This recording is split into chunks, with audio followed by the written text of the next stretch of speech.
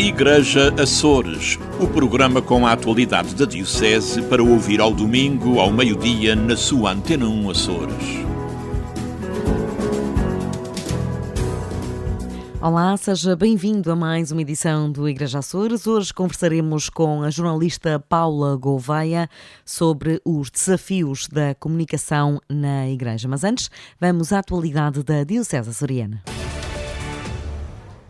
O padre José Júlio Rocha orienta este domingo o retiro de romeiros na ouvidoria da Lagoa. A paz está no centro da exposição do sacerdote, que se admite apaixonado pelo movimento. Entre mim e os romeiros é uma atração mútua. Eu tenho uma paixão, podemos dizer assim, pela espiritualidade que se vive nas romarias, entre os romeiros, e já é a terceira vez que eu venho pregar o retiro a eles. Entretanto, foi interrompido pela pandemia, como disse, e vai ser um encontro extraordinário, até porque nós vamos reunir com aquilo que poderia chamar a nata dos romeiros, são os mestres, contramestres, aquelas pessoas mais empenhadas nas romarias, que são um número à volta de 200 pessoas que estarão presentes na Lagoa. E eu vou falar da paz, a paz como encontro e a paz como caminho, ou ao contrário, a paz como caminho e depois a paz como encontro, baseando-me sobretudo em passagens bíblicas dos discípulos de Emaús, cujo caminho é de Jerusalém para Emaús, o caminho é sempre a descer, para apelar, depois desta paragem na pandemia, a regressarem a Jerusalém, a voltarem a subir, a ver o caminho.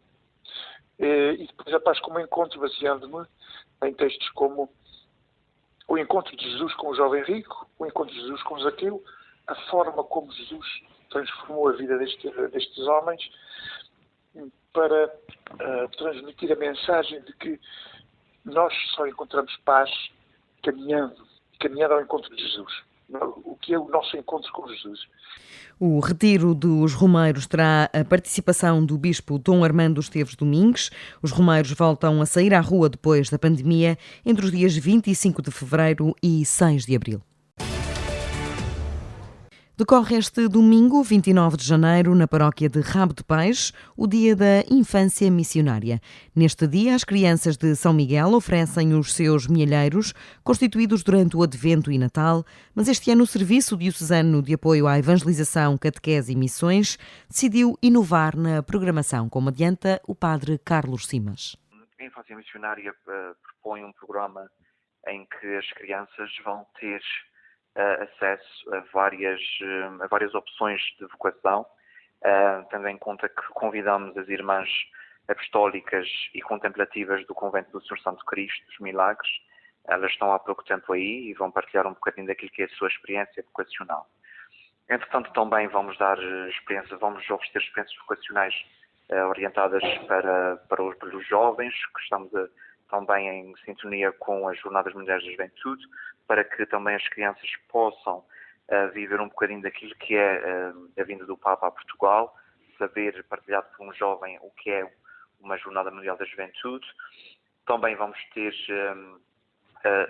uma partilha vocacional da Caritas, que é um papel fundamental na sociedade de hoje, virar um bocadinho as crianças para este sentido da necessidade do outro, porque também a infância missionária é levar a criança ao sentido de partilha com outras crianças que podem estar no nosso país ou noutro continente, europeu ou não europeu, que nós enviamos sempre uma quantia monetária todos os anos, consoante aquilo que são as orientações que vêm para a infância missionária. Hoje vai concluir a missa, com a participação das crianças, com a oferta das crianças, dos milhareiros que foram sendo recolhidos.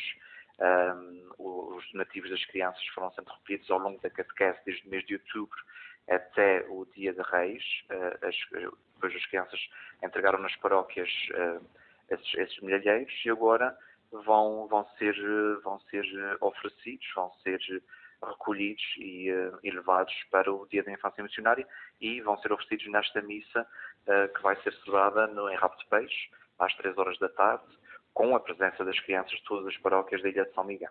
Sob o tema Crianças Evangelizam Crianças, são esperadas mais de 1000 na paróquia de Rabo de Peixe neste domingo.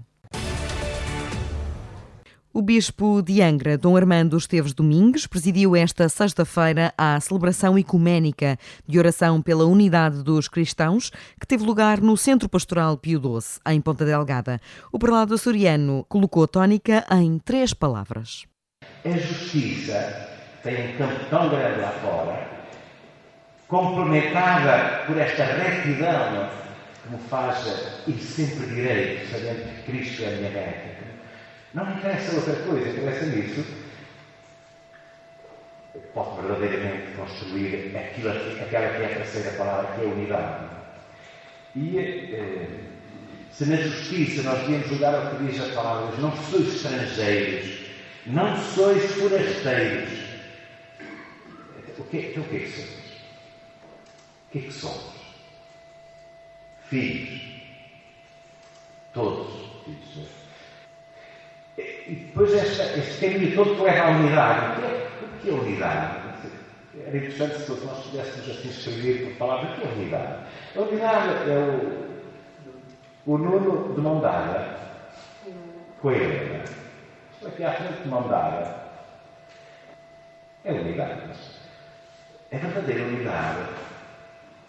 Cá embaixo é a forma como Deus nos vê. Deus não nos vê fora dele próprio. Deus vê-nos dentro da sua dinâmica de vida. Qual é a dinâmica de vida em Deus? É a Trindade. É este amor que na diversidade se mostra a unidade. Mostra a unidade. Vê-se a unidade em Deus. Justiça, retidão e unidade. Na celebração, que acabou por ser um momento de partilha entre cristãos de diferentes carismas, o bispo Dom Armando apelou a que os cristãos não desistam de impedir que a pobreza e a miséria se tornem numa coisa normal. O Papa Francisco emitiu a mensagem para o 57º Dia das Comunicações Sociais. Depois de apelar a ir e ver em 2021 e escutar em 2022, o Papa Francisco surpreende com um título arrojado, especialmente quando ao jornalista se pede racionalidade. Sem dúvida. Aliás, foi uma das coisas que me surpreendeu e, inicialmente, nesta mensagem, é que isto é contrário ao que é, digamos, a tudo aquilo que nós aprendemos na escola relativamente ao que é o jornalismo, ao que é a notícia. A notícia é razão, não é coração. Portanto, ou seja, temos que estar completamente indemnes a tudo o que é sensações, a tudo o que é qualificativos, a tudo o que é efetivamente olhar a realidade com o coração, mas sim com a razão, com a imparcialidade, com o ver. Mas faz todo o sentido. Isto é algo que é maravilhoso nesta mensagem do Papa Francisco, porque olha a realidade atual, o mundo em que vivemos neste momento de contradições, de muito discurso jornalístico que no fundo apela à violência. Não há paz, não há concórdia, não há combate efetivamente do que é aquilo que no fundo todo o jornalismo, toda a comunicação, todo o ato de comunicar encerra em si, que é efetivamente o apelo à concórdia, o apelo ao diálogo, o apelo à paz. Por isso, esta aparente contradição inicial acaba por ser esta maravilha da mensagem. José Lourenço, diretor do Diário Insular, diz que a mensagem, falar com o coração, testemunhando a verdade no amor, tem muito a ensinar ao jornalismo e à própria Igreja. São as contradições internas. A mensagem não é só para fora. A mensagem também é para dentro da própria Igreja. Quando ele refere que a Igreja tem que entrar numa comunicação de coração e braços abertos, é também uma mensagem para o interior da própria comunicação. De ser, no fim de contas, a simplicidade, que é aquilo que, do meu ponto de vista, que mais caracteriza este Papa Francisco. se os seus atores souberem ser simples, sabem comunicar, souberem ser despidos de tudo aquilo que de mal existe à volta e souberem afrontar a pureza do seu coração, o ato de comunicar é completamente natural. Acho que é esse apelo que encerra a mensagem do Papa Francisco. A 50ª mensagem para o Dia Mundial das Comunicações Sociais está dividida em 4 capítulos. Comunicar cordialmente, a comunicação de coração a coração, basta amar bem para dizer bem, falar com o coração no processo sinodal e desarmar os ânimos promovendo uma linguagem de paz. A Ouvidoria de São Jorge recebeu a formação Ser Catequista com a participação do Secretariado Nacional da Educação Cristã. O padre Dinis Silveira disse ao Igreja Açores que o encontro de 4 dias teve uma participação acima do esperado. Foi um momento extraordinário, em primeiro lugar pela grande afluência que os catequistas tiveram na formação, portanto estavam cerca de 80 e poucos catequistas. Nós temos cerca de 115 na ilha, portanto foi um número bastante bom e que se manteve ao longo dos 4 dias. E depois, esse foi o primeiro grande dado positivo. O segundo dado positivo é, sem dúvida nenhuma, a equipa do SNEC, do Secretariado Nacional da Educação Cristã, o Dr. Fernando Moita, presidente, a irmã Arminda e o padre Pedro da Diocese do Algarve, que fizeram um trabalho extraordinário ao longo de quatro encontros e que iniciaram todos estes catequistas no novo itinerário de formação de Ser Catequista. Portanto, foi um momento extraordinário de bela e profunda comunhão entre os catequistas da ouvidoria, e viu-se que se mantiveram ao longo dos 4 dias no número sempre constante, de tal forma que, claro que naturalmente irá produzir bons frutos aqui na Ouvidoria de São Jorge. O sacerdote diz ter ficado claro que os catequistas de São Jorge têm vontade desta formação permanente, como aliás a Igreja sugere. Fernando Moita, do Secretariado Nacional da Educação Cristã, diz que se cumpriu o propósito do SNEC em São Jorge e deixou um desafio. Vou daqui com uma grande vontade de continuar a trabalhar na catequese e, sobretudo, ficou um grande desafio para os catequistas, para os párocos da Ouvidoria de São Jorge, que é apostarem, acreditarem que a catequese faz muito, muito bem a cada criança, a cada adolescente, do ponto de vista humano, do ponto de vista espiritual, porque os ajuda a encontrarem-se com Jesus Cristo, que é a nossa vida, que é o nosso caminho, e que por isso, olha, para nós, para o SNEC, foi uma bênção podermos estar aqui formalmente, mas também informalmente. Encontramos catequistas motivados, encontramos párocos que acompanharam os 4 dias, e penso, Tatiana, foram 4 dias à noite seguidos, das 8 às 10, depois, ou 10h30 às vezes, depois de um dia de trabalho, e tivemos ali quase sempre cerca de 80 catequistas, às vezes um bocadinho mais, um bocadinho menos, e foi de facto uma alegria muito, muito, muito grande. E, portanto, vamos felizes nesse aspecto, porque este projeto dos nossos bispos da Comissão Episcopal de Formação Cristiana Ser Catequista, vimos-lo aqui acontecer. E vimos-lo aqui a ajudar e a transformar cabeças, corações, vontades dos catequistas, sobretudo para serem mais animados neste desafio de anunciar o Evangelho. A irmã Arminda Monteiro já trabalhou na Diocese de Angra e é agora responsável pela catequese do SNEC. Trabalhei primeiro 6 anos na Ilha de São Miguel, sempre em estreita ligação com o secretariado diocesano, que era diretor na altura o padre Hélder Fonseca Mendes, e depois tive também 3 anos a trabalhar também com ele diretamente na Ilha Terceira, em Angra. Nós aí temos a nossa comunidade no recolhimento de São Gonçalo. Somos as missionárias preparadoras do Sagrado Coração de Jesus. Atualmente não temos comunidade agora em São Miguel, mas temos na Ilha de São Jorge. E foi nesse âmbito do trabalho diocesano que eu depois participei também e fui a São Jorge por 2 vezes pelo menos, e conheci o Padre Manuel já antes de chegar a São Jorge. e por isso ficou esta ligação connosco, onde vamos passando, ficamos a conhecer as pessoas, os catequistas, a diocese, e fica sempre alguma ligação, percebe?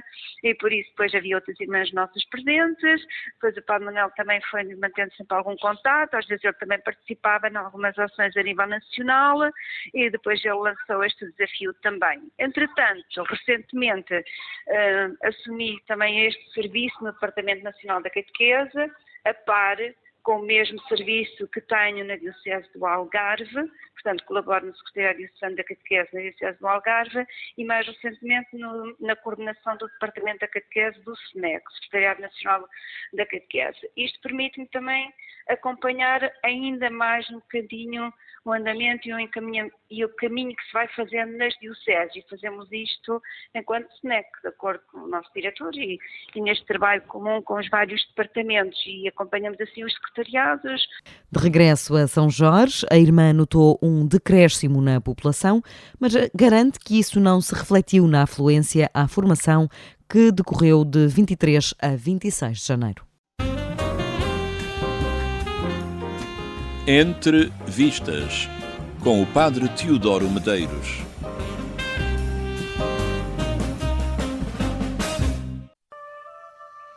A Missão é um filme sobre missionários jesuítas no Brasil no século XIX. Trata-se de uma obra dramática muito famosa pela banda sonora de Ennio Morricone e uma homenagem à coragem dos missionários cristãos. Neste caso, os jesuítas tentam defender uma comunidade guarani das pretensões esclavagistas da metrópole lusitana. A história tem uma dimensão trágica, mas a pura beleza das imagens naturais, a intensidade da ação e o desempenho dos atores tornam este um dos filmes mais memoráveis do género. Atores como Jeremy Irons e Robert De Niro elevam a fasquia de forma considerável numa história gentil e crua ao mesmo tempo, apelativa e construtiva para praticamente todas as idades. O ambiente cultural e religioso é retratado de forma bastante fiel, embora não muito abonatório para o nosso país. As discussões sobre a dignidade dos índios fazem parte da nossa história e não devem ser escamoteadas. Por outro lado, a dedicação e o heroísmo dos missionários é apresentado em primeiro plano e constitui o ponto forte do filme. Não há aqui o revisionismo histórico que se tornou tão comum nos últimos 20 anos em obras de Ridley Scott ou Alejandro Amenábar. Com um elenco de luxo e uma trama apaixonante, A Missão é um verdadeiro clássico do género. Ninguém interessado em religião ou história se pode dar ao luxo de o não ver. Bom visionamento, boa semana e um santo domingo para todos.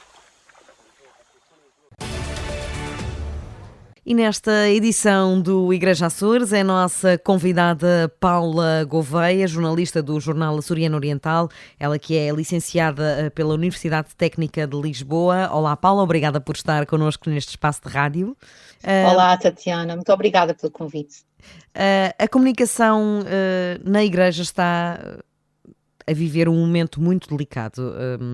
Acha que é porque a Igreja não comunica a uma só voz? Temos, aliás, um Papa muito aberto à comunicação, com uma linguagem de renovação, mas depois os bispos e os padres nem todos falam com esse mesmo tom do Papa Francisco. O principal problema, é este o principal problema da Igreja no mundo? Tatiana, o que é a missão da Igreja? Para mim, uma das missões é necessariamente comunicar, é levar uma mensagem, é levar os valores aos outros, os valores que defende a Igreja, e se não houver essa comunicação, naturalmente que estará a falhar na sua missão. Este Papa, de facto, tem este dom, o dom de comunicar com facilidade, e acho que é um exemplo e deve servir de exemplo a todos os bispos e a todos os padres nesse sentido. Penso que é fundamental que todos assumam a necessidade de abertura e a abertura é para que se cumpra essa missão de levar aos outros a mensagem que nos deixou Cristo. E neste caso, penso que de facto nem todos têm essa facilidade, e há ainda muito receio por parte de alguns párocos em falarem para a comunicação social, por exemplo. Mas a comunicação não é só na comunicação social, digamos, nos órgãos de comunicação social. Quando falamos de comunicação na igreja, devemos também falar nas próprias paróquias, e eu acho que é fundamental cada vez mais as paróquias apostarem numa boa comunicação, usando os meios que estão disponíveis, que são cada vez mais próximos das pessoas. As redes sociais têm muitas coisas más, mas também podem ser bem utilizadas pelas paróquias para levarem e divulgarem aquilo que estão a fazer e divulgarem a mensagem. E acho que é fundamental que haja uma aposta de todos numa melhor comunicação, porque se houver uma melhor comunicação, haverá uma melhor igreja de certeza. As paróquias ainda só comunicam na celebração, na prática, portanto, quem não vai à missa não sabe o que é que as paróquias estão a fazer, não é? No fundo, é mais ou menos isso, é uma comunicação unidirecional. O pároco comunica e quem não está nessa assembleia desconhece muitas vezes todo o trabalho que uma paróquia faz. Eu acho que já há bons exemplos. Eu por acaso, na paróquia a que pertenço, considero que é um bom exemplo, porque além de usar o e-mail e usar o Facebook para transmitir, por exemplo, as celebrações, usa também estes meios para divulgar as atividades que estão a fazer e levar também a uma maior participação das pessoas. E mesmo que, eu penso até que, mesmo que os padres não tenham essa vocação, devem procurar junto da sua paróquia quem o possa fazer, quem o possa ajudar nesse sentido, porque hoje em dia é fundamental também usar estes meios para chegar a mais gente, e naturalmente quem não vê nestes meios um aliado perde um pouco o comboio, digamos assim. E seria eventualmente uma forma, pedir ajuda aos mais novos, por exemplo, seria se calhar uma forma Exatamente, de aproximá-los da jovens, igreja, não é? Nestas tarefas, pode ser pode até contribuir para uma comunicação mais arejada, mais próxima da linguagem atual, eventualmente. E para que eles se sintam também com uma missão na igreja, nem que seja o início da sua caminhada, seja por aqui.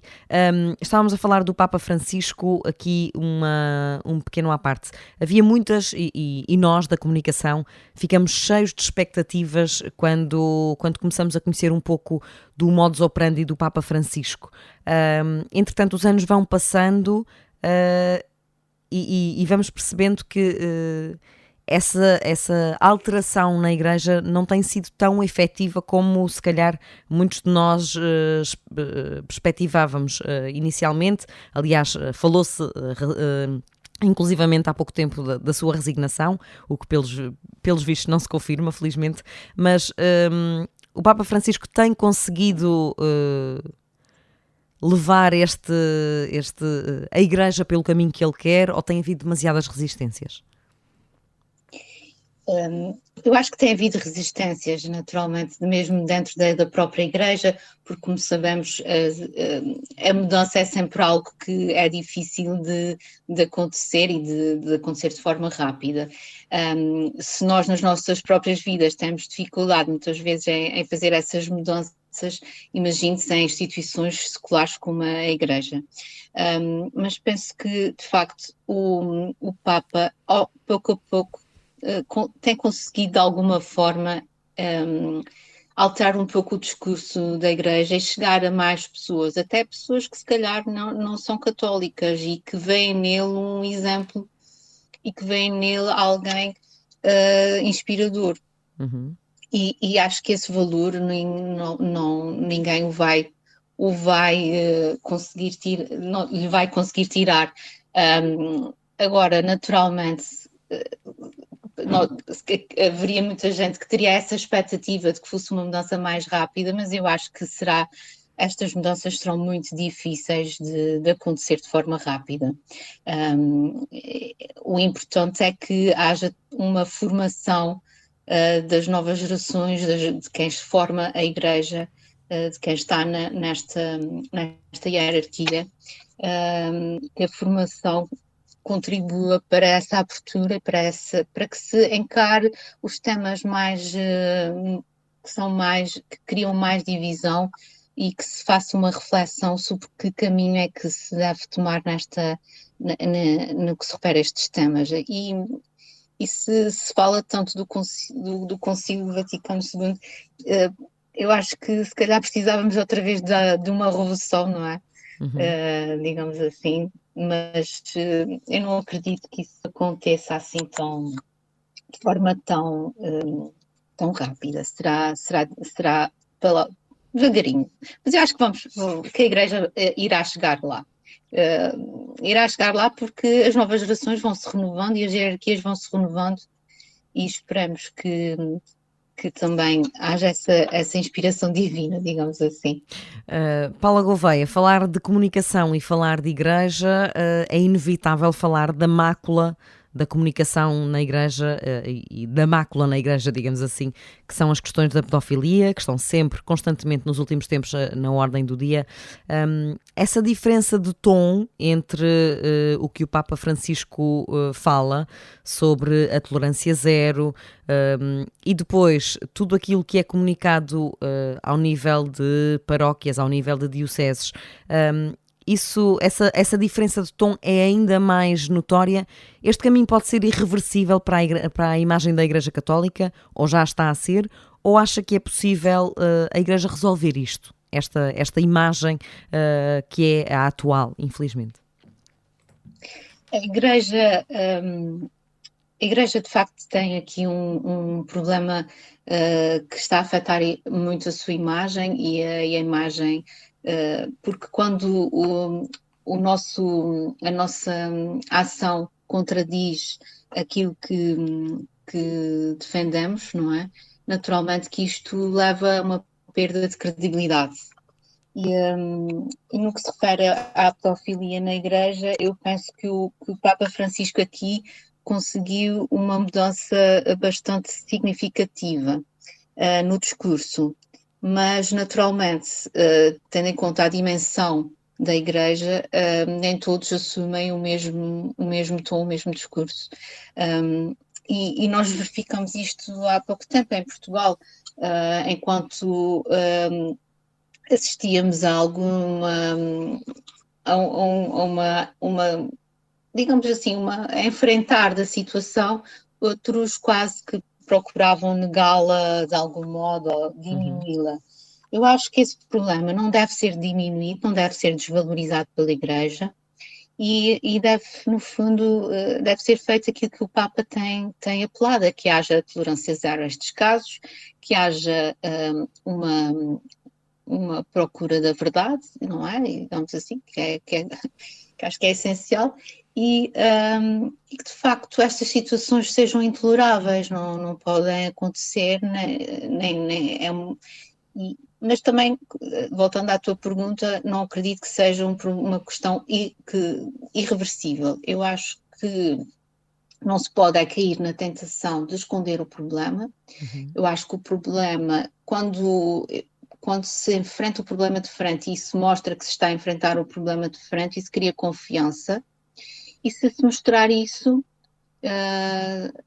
eu acho que é meio caminho andado para que isto não seja de facto irreversível, um problema irreversível no sentido da perda de confiança das pessoas nesta instituição, porque também se trata de uma instituição, a par de sermos todos parte da Igreja, há uma parte que é institucional, digamos assim, de hierarquia.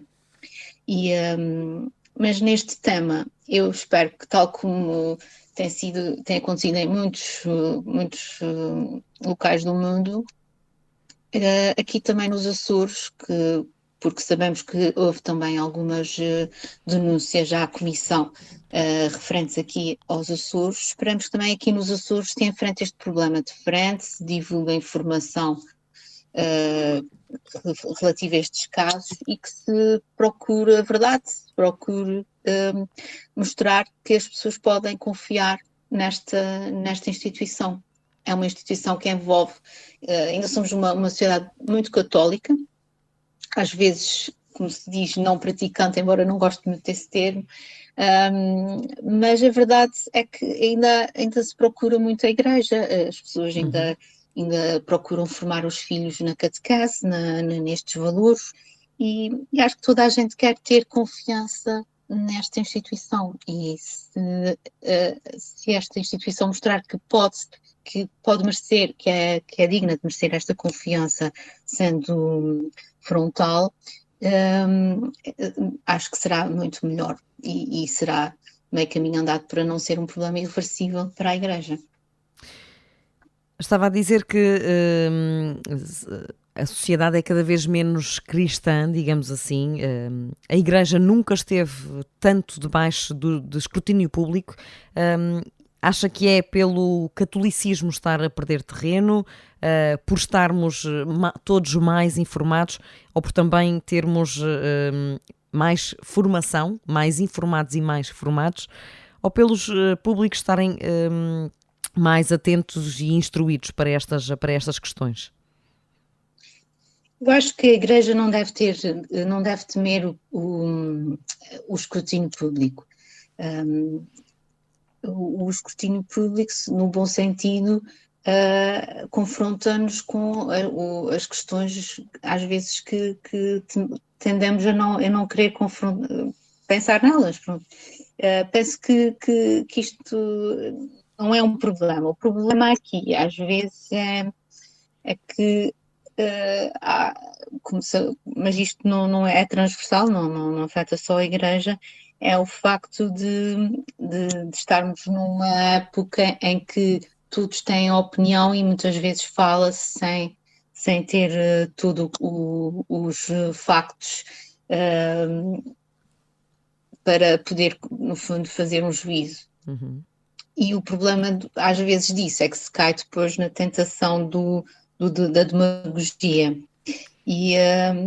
Mas penso que acho que não devemos ignorar os tempos, de facto. As pessoas estão mais atentas, acho que é um pouco de tudo isto. As pessoas estão mais atentas, as pessoas estão mais instruídas, as pessoas têm mais acesso à informação mais rápido, mais facilmente, e daí que haja mais escrutínio.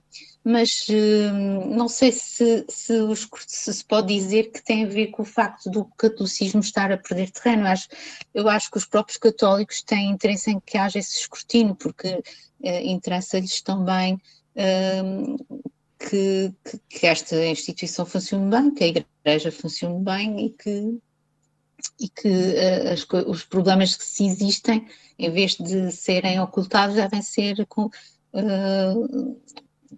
resolvidos, digamos assim. Paula Gouveia, agora na condição de jornalista e cristã, é-lhe difícil comunicar as questões da Igreja quando são desfavoráveis à instituição? Ou acha que este é um contexto difícil à imparcialidade que o jornalismo obriga? Em tudo nesta profissão, especialmente, eu acho que é preciso saber separar muito bem o lado pessoal do lado profissional. Precisamente porque muitas vezes não nos podemos... Há assuntos que nos são mais queridos, não é? Digamos assim, ou que nos afetam diretamente e nos emocionam mais, e nesse sentido às vezes é difícil separar a emoção daquilo que... Mas aí é que está, um jornalista é um profissional e por mais difícil que seja escrever determinada informação, deve saber-se fazê-lo com toda a imparcialidade, apesar de poder entristecê-lo de alguma maneira estar a escrever aquilo. Mas eu como jornalista, uma das coisas que mais gosto no jornalismo é o facto não só poder divulgar as coisas boas, mas também poder confrontar a sociedade com as coisas que não estão tão bem e que são necessárias resolver, e acho que essa é uma missão nobre, é uma missão que nos, muitas vezes, e a Tatiana também já passou pelo jornalismo, portanto sabe que quando as situações são denunciadas na comunicação social, que elas são resolvidas, às vezes é preciso esse empurrão. E é uma das coisas que eu acho mais bonitas nesta profissão, é nós estarmos aqui a contribuir para que a sociedade seja um pouco melhor. E o sentido de missão, não é? Também no que se refere à Igreja é a mesma coisa. Na 50ª mensagem para o Dia Mundial das Comunicações Sociais, o Papa apela a que os jornalistas falem com o coração, testemunhando a verdade do amor. Falar com o coração não é bem aquilo que aprendemos a fazer nas nossas formações enquanto jornalistas. Como é que se corresponde a este apelo do Papa Francisco? Eu pelo menos interpreto que ele está, no fundo, a apelar às pessoas que sejam verdadeiras, não é? Que sejam verdadeiras e ao mesmo tempo gentis, porque muitas vezes também, e como sabemos, o jornalismo, tal como tudo o resto, não é perfeito, e nesse sentido é preciso também ter coração aqui, se calhar é no sentido de ser gentil no sentido de tentar perceber o outro lado, de tentar agir corretamente e usar a profissão para os fins corretos, não é? E não para no fundo, não, que os jornalistas não sejam utilizados também aqui para de alguma forma manipulados, não é? Não sei, acho que é um pouco subjetiva esta interpretação, mas de facto o jornalista tem que ter rigor, mas não tem que ser necessariamente frio, não é? Acho eu. A Igreja Católica é a instituição mundial que mais presta assistência aos pobres. Ainda assim, é constantemente acusada de ser uma instituição rica e de não fazê-lo, não prestar esse apoio. Acha que isto também é falta de comunicação de todas as ações que a Igreja realiza pelo mundo? Ou ela poderia fazer ainda mais e comunicar-se melhor neste sentido? Porque a verdade é que a Igreja sempre ajudou e isso não é notícia, não é? Isso deixou de ser notícia, porque a Igreja, ao longo da história, sempre foi a instituição que mais ajudou os pobres. Isto deixou de ser notícia e a Igreja deixou que deixasse de ser notícia, digamos assim. Eu acho que é assim, há aqui duas questões. Uma é a percepção das pessoas de que a Igreja é rica. Em relação a esta percepção, isto tem a ver muito com o património que nos rodeia, não é? E que pertence à Igreja. Mas naturalmente é património que não pode ser transformado em dinheiro, digamos assim. Há coisas que não podem ser transformadas em dinheiro. Por outro lado, e talvez aqui falhe a comunicação. Em relação às contas, é um assunto que a Igreja raramente gosta de falar, na situação financeira das dioceses e tudo isso. É sempre muito tabu, não é? Se calhar se houvesse mais abertura disso, haveria uma outra percepção também da situação. Por outro lado, em relação à ação junto dos pobres, eu acho que de facto poderia haver mais comunicação destas ações, mas também percebo, porque uma das coisas que está inerente à caridade é também não divulgar, digamos assim, de forma tão ostensiva. E depois já há aqui outra questão. A Igreja somos todos nós, não é? E, portanto, há muitas paróquias com projetos sociais e que vivem dos leigos, também da ação dos leigos que se envolvem nestes projetos. Se pode fazer mais? Eu acho que pode-se sempre fazer mais, no sentido de envolver mais as instituições locais e procurar envolver os leigos em projetos, porque às vezes pequenas ações, pequenos projetos locais podem fazer toda a diferença numa comunidade. Às vezes apenas dando algum apoio não só aos jovens, como às comunidades, isso pode fazer toda a diferença. Acha que uma igreja a comunicar a uma só voz, mais coordenada, poderia atrair mais jovens e mais fiéis, digamos assim, de todas as idades às igrejas? Sim, eu acho que no que se refere aos jovens tem que haver mais envolvimento dos jovens. Naquelas paróquias onde há, digamos, os grupos para jovens, onde os padres procuram envolver mais os mais jovens nas atividades da igreja, eu acredito, pelo menos pela minha experiência com as minhas filhas, vejo que esse envolvimento corresponde, não serão todos, mas há sempre alguma correspondência. Daí que, se havendo vontade, eu acho que é possível envolver os mais jovens, os mais novos, não só através da catequese, mas dos grupos de jovens e das iniciativas que possam ser mais dirigidas a eles. E, voltando um pouco ao início da nossa conversa, aí a comunicação também é fundamental, porque às vezes se for um tipo de comunicação mais próxima e havendo uma maior divulgação das iniciativas, também há mais envolvimento das pessoas. E palcos à parte, as Jornadas Mundiais da Juventude serão um bom palco para os jovens, digamos assim? Eu acho que será um evento único para o país. É preciso não esquecer isso, é um evento mundial. Quando falamos de futebol, do Euro ou do Mundial de Futebol... Não houve problema nenhum para aqueles milhões todos para os estádios, não é? Exatamente. Mas eu acho que vai ser um evento único e vai ser importante para a juventude. E o Papa Francisco é o Papa ideal para falar com os jovens, portanto eu acho que vai ser um evento importante para o país. Naturalmente percebo porque é que se está a questionar tanto agora o orçamento, mas pronto, em Portugal é sempre assim, é quando as coisas já estão decididas é que se questiona porque é que elas vão ser assim, e em vez de haver a tal, que é a única crítica que acho que neste momento se pode fazer é que porque é que só agora é que estamos a discutir determinados assuntos. O local onde vai ser, o tipo de palco, o custo com o palco, pronto. Porque agora já é tudo questionável, não é? Neste momento, porque neste momento é preciso fazer, basicamente. Paula, sobre este novo momento da Diocese, o que é que sentiu nesta nova fase com a entrada do novo Bispo, Dom Armando Esteves Domingues?